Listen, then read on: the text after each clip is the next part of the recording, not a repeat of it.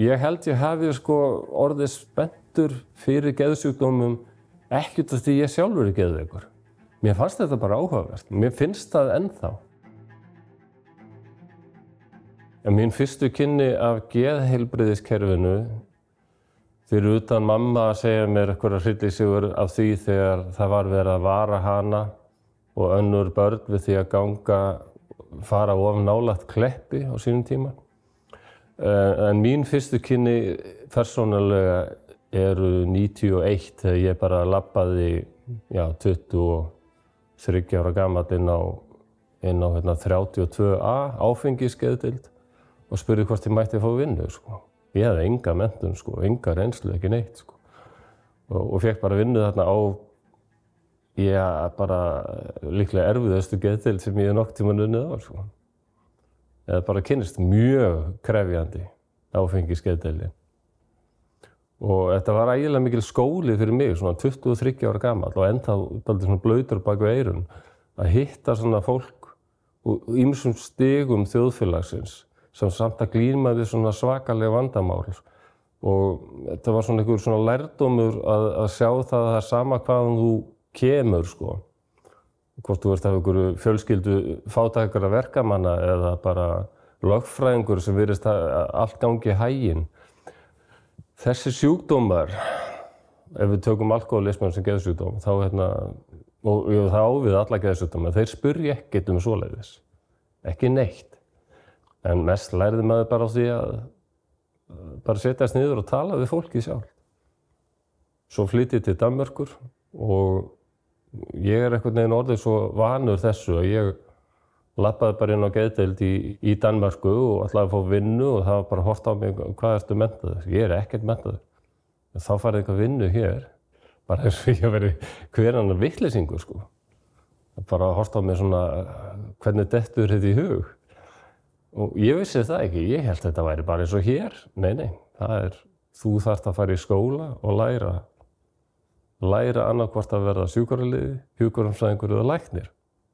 Ekkert ófaglært starfsfólk. Þannig ég fór í skóla og gerðist sjúkraliði og þá fékk ég strax vinnu á geðdeild. Og hjá Danmörku gengur svo mikið út á grúppuarbeiði. Það er bara, við erum tím, við erum teymi. Og manni fannst maður virkilega að vera hluti af einhverju teymi og það er góð tilfinning. Mér finnst mjög mikilvægt á geðdeildum að fólk finni að starfsfólkið er alveg eins og ein eining. Það vinnur saman, það fer eftir reglum. Reglur eru dálítið mikilvægar. Sérstaklega þarna er að koma fólk sem hefur alls ekkert verið í reglu og þarf reglu. Mér fannst vera mikill munur á geðdeildunum á Íslandi og í Danmörku. Það var réttur sjúklingsins. Og ef það var eitthvað inngrip, ef við vorum til dæmis að óla sjúkling sem var hættulegur öðrum eða sjálfur sér jafnvel, ólan við rúmið, þá var það ekki gert með hangandi hendi. Það var tekið mjög alvarlega af því að þetta var inngrip í persónulegt frelsi þessa einstaklings. Þannig að leið og læknirinn tilkynnti honum að ástandið væri nú bara þannig að við verðum að grípa til þessara neyðarástafana. En þú getur náttúrulega auðvitað, þú átt rétt á að tala við patientráðgjafa eða sem er eitthvað svona umboðsmaður sjúklinga og kæra þetta, eða þú ert ósáttur við þetta. Þetta var allt öðruvísi hér á Íslandi. Þar beittum við alveg ofbeldi og svona inngripi og það var engin spurður neitt. Þetta hafði greinilega bara alltaf verið gert svona og þetta var bara talið nauðsynlegt. Sérstaklega man ég eftir því að hafa nauðungar baðað einstakling bæði í Danmörku og Íslandi og munurinn var bara eins mikill og hann getur framast orðið. Ef við tökum í Danmörku til dæmis, sem sjúkraliði þá er ég tengiliður ákveðinna sjúklinga. Það kemur sjúklingur inn og það er sagt bara að hann vantar tengilið. Er eitthvað flósið, þú ert bara með einn sjúkling, getur þú ekki tekið hann? Jú, þá er ég tengiliður hans og gef honum sérstaklega mikið gaum þessum sjúklingi, kynni mér sjúkarsögu hans, fæ að lesa hana sem sjúkraliðar hér á Íslandi fá alls ekki. Kynni mér hvaða lyfjum hann er á, sem sjúkraliðar hér á Íslandi hafa engan aðgang að og ekki ætlast til þess að þeir viti neitt slíkt. Þannig að sjúkraliðar hér á Íslandi vita oft ekkert, það gleymist stundum að segja þeim, og ég upplifði það að sjúklingur var kannski með lifrarbólgu eða AIDS og það gleymdist að segja okkur það. En hér á Íslandi var ofsalega mikið, þetta er bara mín upplifun, ég vil bara segja það eins og það var svo mikil goggunarröð. Læknar, hjúkrunarfræðingar og sjúkraliðar, við vorum svona, okkur var treyst fyrir að skipta á rúmum, en það var ekkert mjög mikið meira en það. En ég var svona fyrsta árið alltaf að bera saman Ísland og Danmörku, svo held ég að ég hafi orðið svona meira og meira samdauna hvernig þetta var gert hérna á Íslandi. Og það kom að því að okkur var skipað að nauðungarmata einstakling. Það var læknir sem hafði alveg samþykkt það og hjúkrunarfræðingur sem stjórnaði þeirri aðgerð. Og þetta voru bara svona miðalda aðferðir og ég hélt þarna einum handlegg og annar starfsmaður hélt öðrum handlegg og það var líka haldið höfuð hennar og fætur. Og svo var manneskja með skeið að reyna að koma skeiðinni og þessi sjúklingur var svona lystastólssjúklingur ákveðinn í því að fá ekki mat í sig. Þannig að þetta náttúrulega endaði með því að hún var bara blóðug munnuginn og ég man þegar ég var í þessu þá allt í einu fannst mér eins og ég var að vakna og hugsa bara hvað er ég að gera? Þetta er fáránlegt. Og eftir þetta ákveði bara ég get ekkert verið í þessu lengur. Munurinn er of mikill. Það var of erfitt að fara frá því að vinna í Danmörku og á Íslandi. Ég verði eiginlega bara að vera hreinskilinn.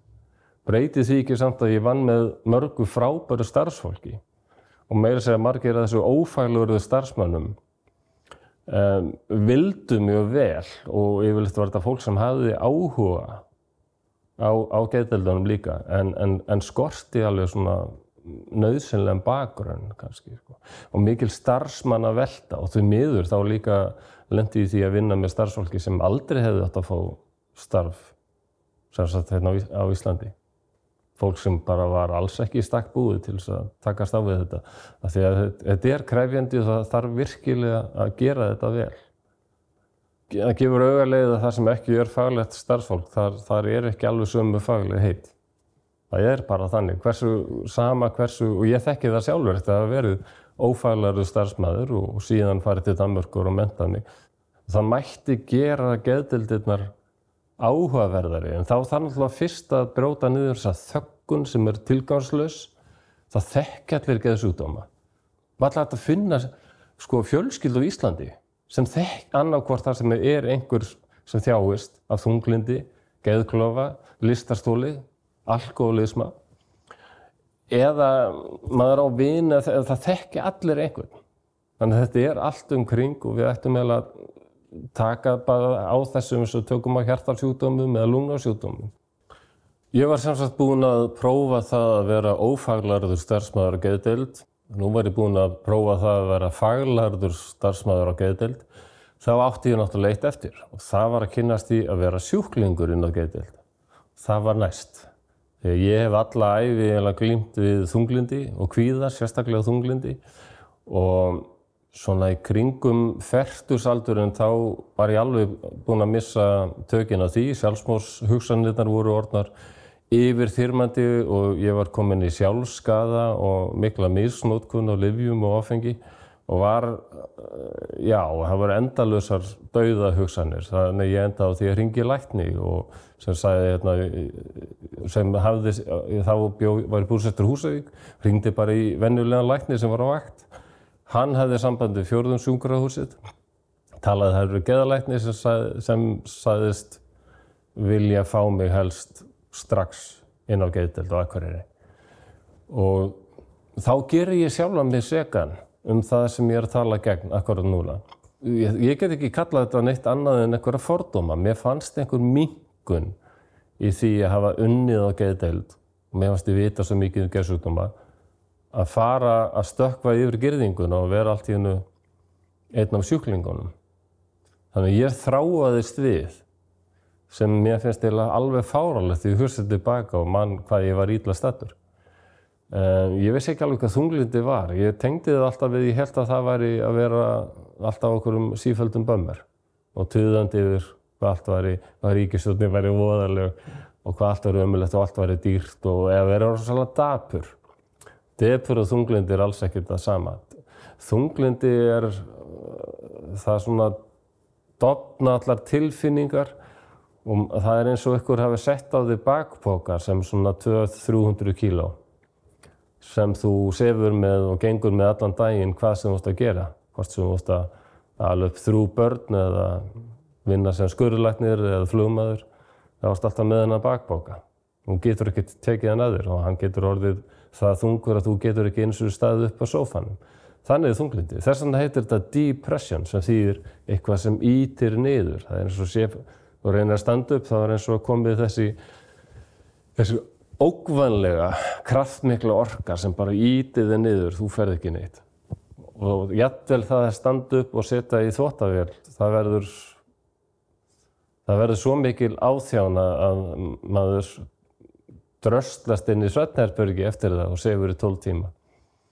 Ég þráaðist við, fór og talaði við geðlækni sem sagði hérna ég vil leggja þig inn og ég neitaði því en kom aftur bara 2 dögum seinna og bara ég gefst upp. Ég leggst inn og bara geri það sem þið segið mér. Ég var alveg búinn. Sko. Ég bara vil fá alla hjálp sem þið getið veitt mér. Og þá var ég orðinn sjúklingur á geðdeildinni á Akureyri. Og ég mjög þakklátur fyrir það að hafa lagst inn á Akureyri. Það var minna samfélag og heldur en Reykjavík. Og geðdeildin var mjög róleg. Það voru mjög margir sjúklingar inni sem voru svipaðir og ég. Og ég ofsalega þakklátur fyrir það að hafa lagst inn á geðdeild. Það var bara eitt af besta sem fyrir mig hefur komið. En ég upplifði það síðan seinna að vinur minn veikist og hann lagður inn á geðdeild hérna í Reykjavík. Og ég fer að heimsækja hann 2 svar. Það var svona blendin tilfinning að koma aftur inn á gamla vinnustaðinu því að ég sá að starfsfólki var ennþá alveg sko að vinna 130% sko. Þessi vinur minn, hann var, eins og ég raun, hann var þunglyndi, sjálfsmorðshugsanir.